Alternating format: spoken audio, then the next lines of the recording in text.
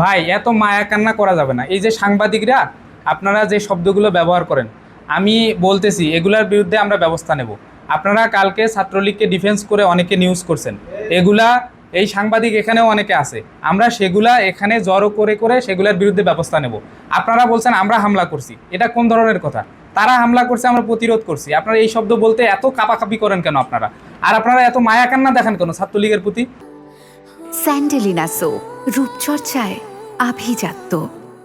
আর এই যে সাংবাদিকরা আপনারা বলতেছেন যে এই লাইব্রেরিতে পড়াশোনা করছে, লাইব্রেরিতে আমরা যা তাদেরকে বের করে আনছি, 20-25 মিনিট তাদের পড়াশোনা, জীবন থেকে 20-25 মিনিট পড়াশোনা নষ্ট হয়ে গেছে।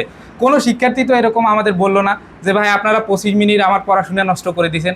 আপনারা সাংবাদিকরা বেশি মানে এটা নিয়ে ইয়া করতেছেন, মনে হচ্ছে যে তারা 24 ঘন্টা পড়াশোনা করে তাদের 25 মিনিট কেন আমরা নষ্ট করলাম, এরকম একটা মায়া কান্না আপনারা দেখাচ্ছেন।